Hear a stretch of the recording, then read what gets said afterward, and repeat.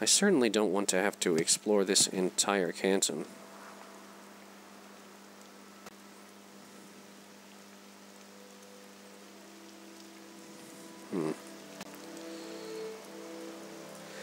I suppose I'm going to try it. I might as well now. One more? No. I definitely need more practice in alteration before I'll be able to cast this with any degree of reliability. Keep moving. Excuse me, Ordinator. I am looking for the Fire and Faith. The Hall of Wisdom here in Vivec holds many rare books such as this. Well, thank you for the information. And the Tilvani compound to the east. Yes, thank you. I'll have to use that bridge below. 4 1/4 Upper Wasteworks.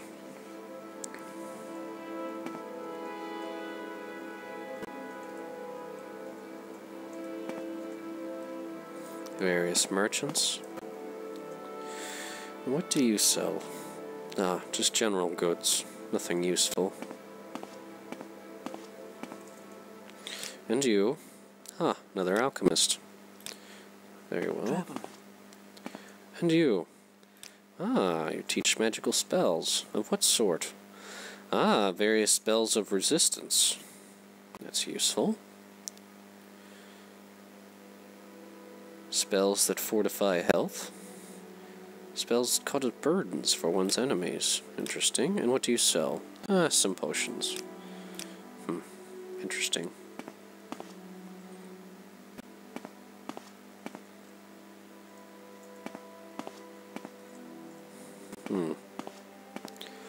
And what lies below?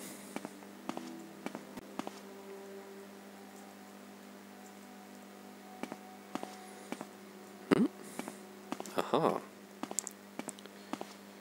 4 1/4 Lower Wasteworks. I see. There don't seem to be any merchants here, though perhaps through some of these doorways. What's this? Ah, an apothecary. Very good. An alchemist. Ah, Jobash's rare books. Perhaps we won't have to go to the Hall of Wisdom after all. Fire and Faith. And the Chronicles of Nehuleft.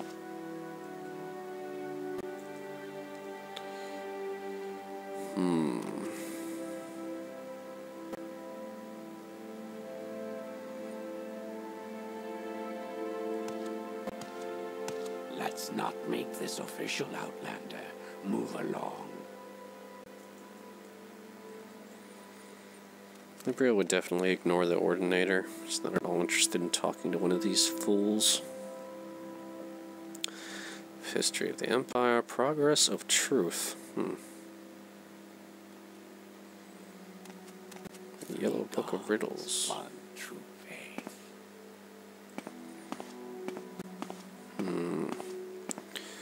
Hopefully he has that somewhere. Ah, a copy of Nagasta Gavata Kavakis. Ah, various books of A Dance in Fire.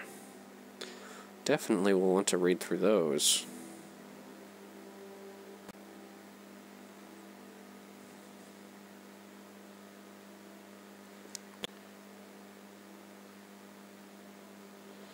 So many interesting texts.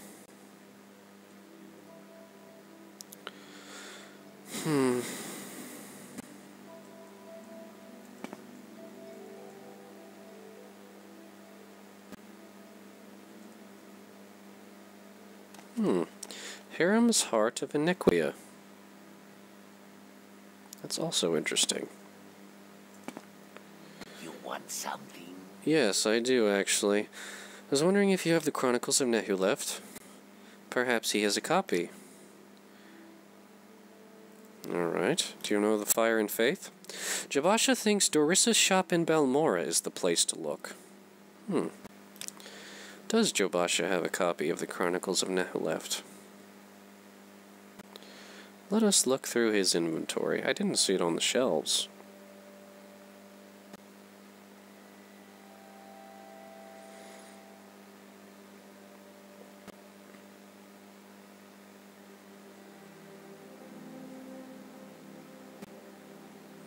There it is.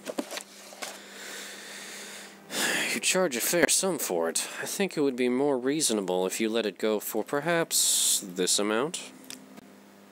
Very well. How about this then? Very good. Thank you.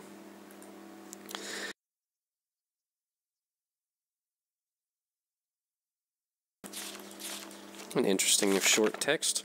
This is a chronicle of events of historical significance to the Dwemer freehold colony of Nehuleft. The text was probably recorded by an Altmer, for it is written in Aldmeris. Ah, one of my people. 23rd. The death of Lord Illendam. It happened in Second Planting, PD 1220, that Lord Illendam, on a journey in the western uplands, came to Nehuleft, and Protector Ankard and General Ruktug met him there, and Dalen Zanchu also came to the meeting.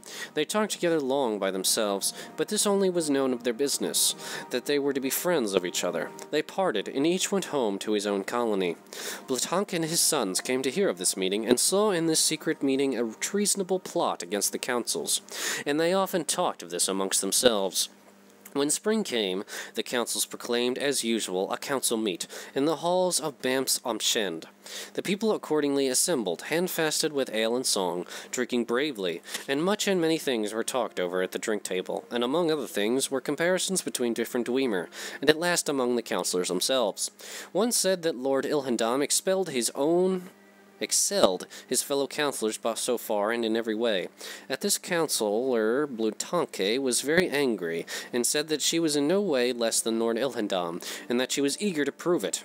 Instantly both parties were so inflamed that they challenged each other to the battle, and ran to their arms. But some citizens who were less drunk and more understanding came between them and quieted them, and each went back to his colony, but nobody expected that they would ever meet in peace again together.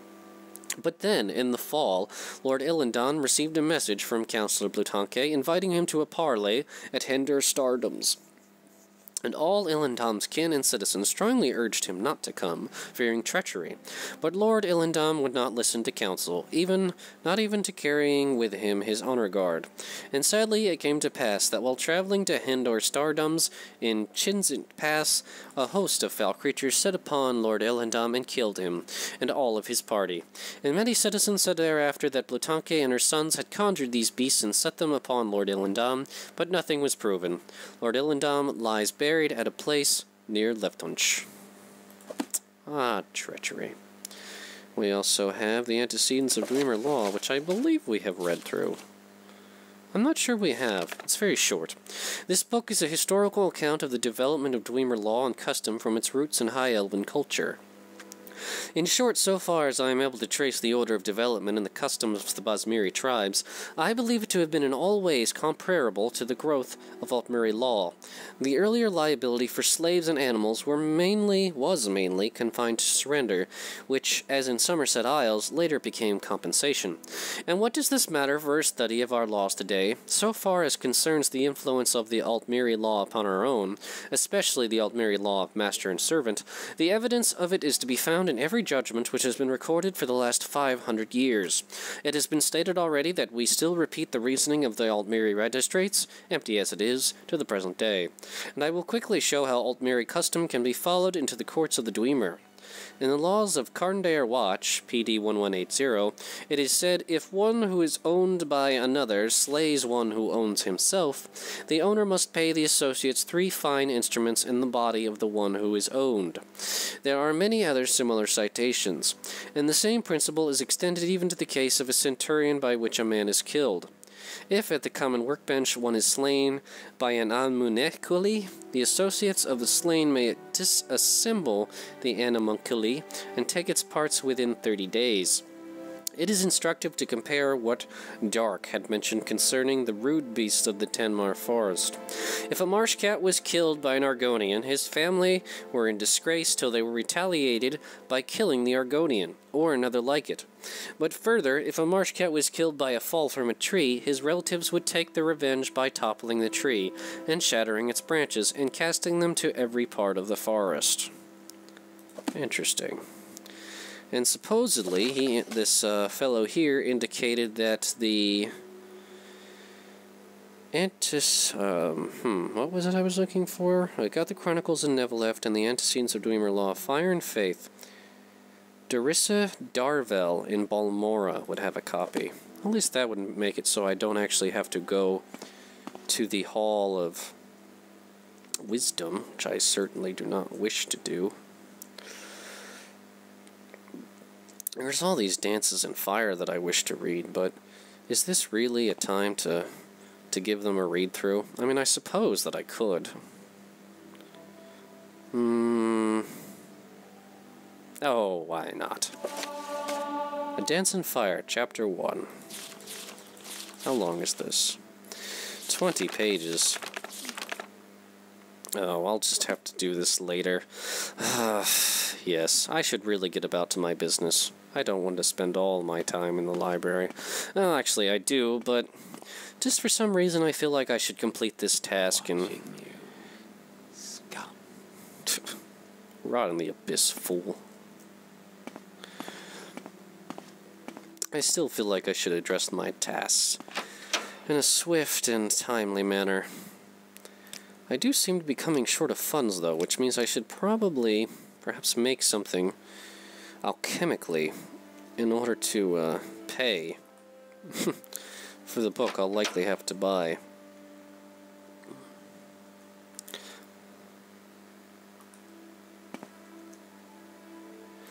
Perhaps a little bribe in order to make our business a little bit better, miss?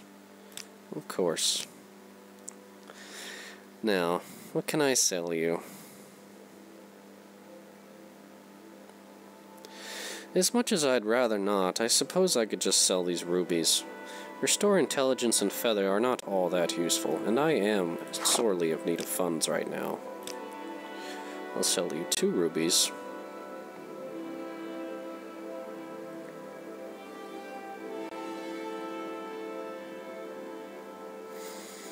And that should be enough. I would like 250 for it. Cannot afford it. Ah. Well, then perhaps I can take something off of your hands. Something simple.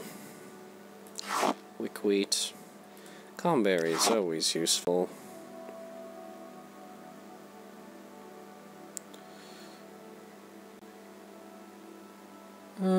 Perhaps some trauma root.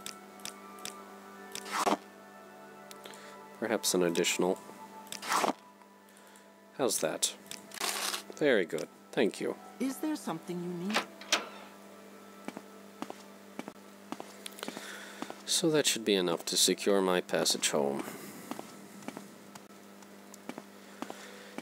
And since I am in the lower wasteworks of the foreign quarter, suppose the only thing left is to explore these other shops.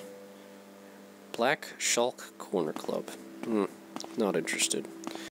So I suppose I can explore the Telvanni compound here at another time. What is this, another shop? Excuse me. Moigi, Enchanter. I wonder if he has anything of interest.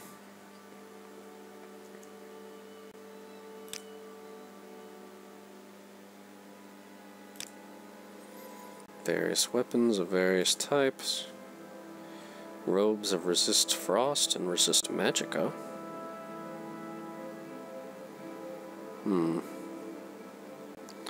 A belt of restore health. Do I have a magical belt? It would be a token sum. Yes, I suppose I will take that. A Velathian helm. How does this compare to the helm I have now? It is light armor and would be superior to my own. It does only weigh a pound, but I do love the look of my Telvanni mole crab helm. It is very charming.